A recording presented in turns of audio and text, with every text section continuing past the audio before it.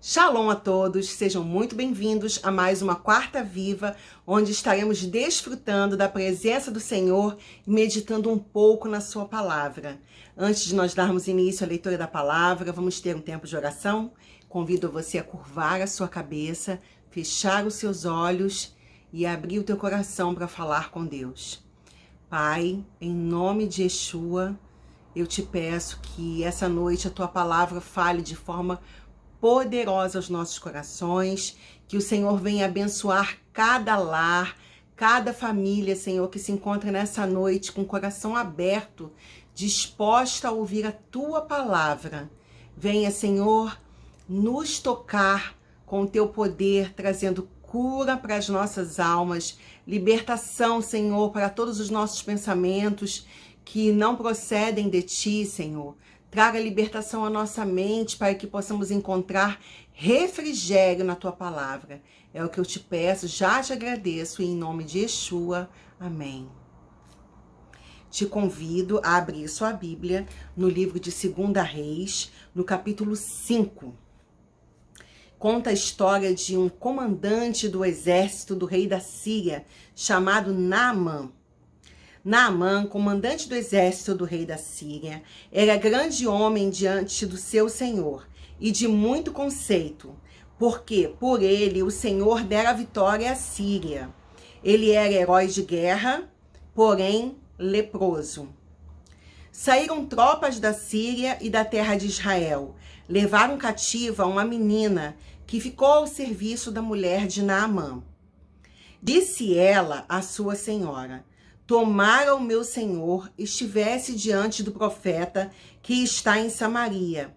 Ele o restauraria de sua lepra. Então foi Naamã e disse ao seu senhor: assim falou a jovem que é da terra de Israel. Respondeu o rei da Síria: vai, anda e enviarei uma carta ao rei de Israel. Ele partiu e levou consigo 10 talentos de prata, 6.000 ciclos de ouro e 10 vestes festivais. Levou também ao rei de Israel a carta que dizia: logo em chegando a ti esta carta, saberás que eu te enviei Naamã, meu servo, para que o cures de sua lepra. Tendo lido o rei de Israel a carta, rasgou as suas vestes e disse: acaso sou Deus com poder de tirar a vida ou dá-la? Para que este envie a mim um homem para eu curá-lo de sua lepra? Notai, pois, e vede que procura um pretexto para romper comigo. Ouvindo, porém, Eliseu, homem de Deus, que o rei de Israel rasgara suas vestes, mandou dizer ao rei: por que rasgaste as suas vestes? Deixa ouvir a mim, e saberá que há profeta em Israel. Pois veio a Naamã com seus cavalos e seus carros, e parou à porta da casa de Eliseu. Então Eliseu lhe mandou um mensageiro, dizendo: vai, lava-te 7 vezes no Jordão, e a tua carne será restaurada, e ficarás limpo. Naamã, porém, muito se indignou e foi dizendo: pensava eu que ele sairia ter comigo, por-se-ia de pé, invocaria o nome do Senhor seu Deus, moveria a mão sobre o lugar da lepra e restauraria o leproso. Não são porventura Abana e Farfar, rios de Damasco, melhores do que todas as águas de Israel? Não poderia eu lavar-me neles e ficar limpo? E voltou-se e foi com indignação. Então se chegaram a ele os seus oficiais e lhe disseram: meu pai, se te houvesse dito o profeta alguma coisa difícil, acaso não o farias? Quanto mais, já que apenas te disse: lava-te e ficarás limpo. Então desceu e mergulhou no Jordão 7 vezes, consoante a palavra do homem de Deus, e a sua carne se tornou como a carne de uma criança, e ficou limpo. Vocês observam aqui nesse texto que uma menina que foi levada como escrava, mas que ela estava escrava fisicamente, porque havia sido sequestrada ali pelo aquele povo que acabou ganhando ali uma guerra e levando ela cativa. Ela estava cativa fisicamente, mas a sua mente e o seu coração não. Porque aquela menina sabia que da terra da onde ela havia vindo, havia profetas, haviam homens que serviam ao Deus vivo. E ela conhecia esse Deus vivo, ela conhecia esse profeta. E mesmo ela estando ali como sendo uma escrava, sendo uma serva da mulher de Naamã, ela foi até a sua senhora e falou para ela: se o seu marido fosse até a minha terra, lá tem um profeta que curaria certamente ele da lepra. E a mulher de Naamã, certamente, né, como todas as mulheres fazem, foi até o seu marido e compartilhou com ele: olha, essa menina que a gente trouxe para cá, que está trabalhando aqui em casa, ela me falou que lá na terra dela tem um homem, um profeta, que se você fosse até ele, você certamente seria curado. E aquilo encheu o coração de Naamã de esperança. E o que foi que ele fez? Foi até o rei da Síria. Falou com ele: olha, meu senhor, tem uma menina lá em casa, e ela conversando com a minha esposa, ela falou que se eu fosse até a terra dela, que lá tem um profeta que certamente ele traria a cura sobre mim. E o rei imediatamente, porque estava ali diante do melhor capitão ali dele, o melhor comandante do exército. E o que o rei da Síria fez? Imediatamente escreveu cartas ao rei de Israel, falando para ele: ó, tô enviando aí meu comandante do exército, eu sei que aí na tua terra tem alguém que vai trazer cura sobre ele, eu quero que você receba ele aí, traga, né, devolva ele a saúde dele restaurada. Certamente, quando o rei de Israel leu a carta do rei da Síria, ele deve ter entrado em parafuso, ele deve ter ficado desesperado, porque ele mesmo refletiu: eu não sou Deus, eu não tenho poder de vida, nem de morte, nem de trazer cura sobre ninguém. Como o rei da Síria manda o comandante do exército dele para cá? O que eu vou fazer com esse homem? E ele rasga suas vestes em desespero, porque o que ele ia poder fazer? Logo ele pensou o quê? Eu não vou conseguir curá-lo, o rei da Síria vai ficar com raiva, e vai quebrar a aliança que nós temos, a aliança de paz, de acordo de paz que nós temos, e vai invadir aqui e tá tudo acabado. Então ele rasga ali as suas vestes no ato de desespero, até que o profeta Eliseu ouve, né, dizer que o rei rasgou as vestes. O que ele fala? Manda ele vir até aqui. Calma, rei. Você vai ficar nervoso não. Manda ele vir até aqui, manda ele vir até a minha casa. E aí você pensa o quê? O Eliseu vai lá, vai receber Naamã, vai conversar com ele? Não. Eliseu muito tranquilamente, porque Eliseu sabia que o poder não estava nele. O poder estava no Deus que ele servia. Ele vai e manda um dos mensageiros dele dizer até Naamã: ó, vai, mergulha 7 vezes no Rio Jordão. Quando você sair de lá, sua carne estará restaurada e você ficará limpo.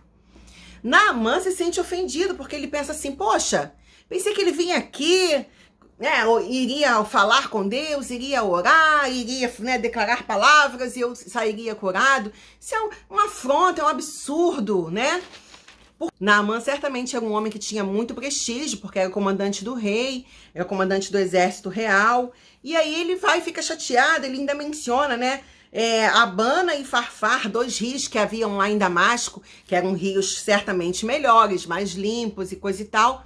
Ele não poderia mandar para lá, até que os seus servos, né, os soldados que estão ali com ele, falam: Senhor, se ele tivesse pedido uma coisa difícil, o senhor certamente não faria? Ele está pedindo uma coisa tão fácil, tão simples. Se foi isso que ele pediu, vai lá, mergulha. Vamos ver no que vai dar. E aí, Naamã vai lá e mergulha. E ele sai dali limpo, curado, com a sua pele como uma pele de um bebê, para mostrar que os métodos, que é aquilo que a pessoa espera, que é aquilo que a pessoa quer, o método que a pessoa espera que seja feito daquele jeito ali, nem sempre vai ser do jeito que você quer, nem sempre vai ser da maneira que você conhece, não é receita de bolo. O poder de Deus se manifesta da forma como Deus quer, da maneira que ele quer, e ele tem propósitos definidos para isso. Naamã saiu dali limpo, saiu dali restaurado, saiu dali com a sua saúde entregue, com a sua vida entregue, limpinha, novamente em suas mãos. E o seu coração certamente transformado, seu coração repleto de alegria. E o que esse capítulo da história de Naamã tem a falar comigo e com você? Muita coisa. Porque o que às vezes estamos vivendo, o nosso hoje, um momento difícil, não define quem somos. Isso mostra apenas que estamos passando por um processo. E que se nós perseverarmos até o fim, o propósito de Deus se cumprirá na nossa vida. Não é dentro do meu método, não é dentro do seu método, não é dentro da forma que nós queremos condicionar Deus. Deus não pode ser condicionado pelos nossos formatos. Não existe uma receita de bolo. Deus, ele é livre para atuar na nossa vida da maneira que ele achar melhor. Porque eu e você temos o conhecimento do ontem, que é o nosso passado, que serve como lição. Nós sabemos o que está acontecendo no hoje, no agora, mas nem eu e nem você não sabemos o que está reservado para o nosso amanhã. Mas Deus sabe. Ele sabe o porquê dele estar permitindo cada coisa na minha vida e na tua vida. E ele tem um propósito muito firme estabelecido para cada um de nós. Então, você não é uma pessoa triste. Hoje você pode estar passando por momentos de tristeza. Você não é uma pessoa depressiva. Você pode hoje estar passando por um momento de depressão. Você não é uma pessoa doente. Deus não fez a doença. As doenças, elas fazem parte do processo de queda do homem que separou-se de Deus e que com isso, com a entrada do pecado do mundo, com a retirada, com a separação da comunhão que o homem tinha direta com Deus, o pecado entrou no mundo e veio trazer com ele as enfermidades. Mas até as enfermidades precisam se submeter ao querer de Deus, ao poder de Deus. Porque Deus, às vezes, ele permite que certas coisas aconteçam com a gente, mas isso não significa que é o decreto final. É apenas um processo pelo qual estamos passando e que no final o Senhor nos mostrará qual é o objetivo dele com isso. E o objetivo de Deus nunca é o mal. Pelo contrário, sempre é o melhor para as nossas vidas. E é sobre isso que eu quero falar. O que é que não pode ser quebrado na tua vida?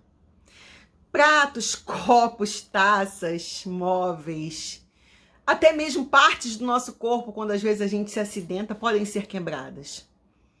Mas o que não pode ser quebrado na minha vida e na tua vida é a nossa confiança em Deus. É a certeza de que Ele está no controle de todas as coisas. E como Naamã disse, Naamã esperava, quando ele foi até a casa do profeta, ele já tinha uma fórmula pré-estabelecida. Ele pensou assim, ele vai vir aqui, vai clamar o nome do Deus dele, vai impor as mãos sobre o local da lepra, e aí eu vou ser curado, vou sair daqui limpo.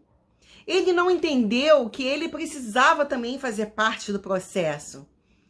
Que não era só uma mera liturgia de se chamar ali o nome de Deus e de se impor a mão. Era ele fazer parte do processo. Era ele mergulhar 7 vezes. E cada mergulho Deus estava tratando algo ali na vida daquele homem. O período todo que nós passamos com esse problema biológico que acometeu o mundo e que nós nos encontramos através das redes sociais e fizemos dela uma arma poderosa para alimentar a nossa fé. Então, o que eu quero dizer para mim e para você mais uma vez, não deixa a tua fé ser abalada por nada, não deixa com que nada venha quebrar a tua comunhão com Deus, não se torne um leproso. Não existe lepra pior nesse mundo do que a lepra da ingratidão. Pessoas que se esquecem de quem as ajudou, de quem caminhou com elas. Não seja assim. Pare e faça uma reflexão hoje no teu coração.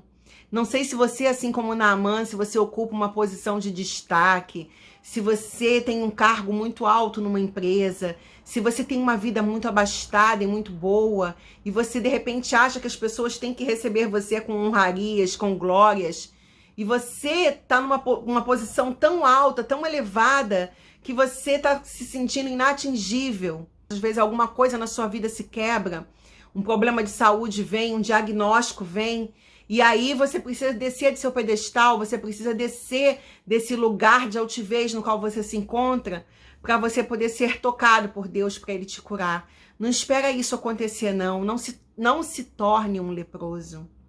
Não se torne alguém ingrato. Agradeça ao Senhor. Busque o Senhor com humildade. Seja livre, como essa menina que foi levada cativa e estava servindo ali na casa de Naamã. Estava ali cativa, mas com a sua mente completamente liberta, porque ela sabia quem era o Deus que ela conhecia. Então era essa palavra que eu queria dividir com você nessa noite. Que nada nem ninguém te impeçam de adorar a Deus. Nada nem ninguém impeçam a tua comunhão. Não deixe o teu momento se tornar algo eterno para você. Não fica pensando que essa situação transitória e passageira vai perdurar por mais tempo. Creia que Deus está no controle. Creia que Ele tem o melhor para você. E que Ele tem os métodos certos para lidar com você. Afinal de Ele quem te criou. Ele que te formou no ventre da sua mãe. Ele sabe tudo a seu respeito. Ele sabe como tratar de você. Mas Deus, Ele sempre encontra maneiras de nos abraçar e de nos mostrar que Ele é o nosso Pai, que Ele está conosco através das pessoas que Ele coloca no nosso caminho. Então, que o Espírito de Deus fale ao teu coração nessa noite, que você não deixe sua aliança com Deus ser quebrada, não deixe sua comunhão com Deus ser quebrada por nada e nem por ninguém. Que você seja grato, que você seja confiante, que você seja firme na presença do Senhor. E fica com a palavra que Yeshua disse: no mundo tereis aflições, mas tende bom ânimo, eu venci o mundo. Um beijo no teu coração, até a próxima quarta viva, se Deus assim permitir.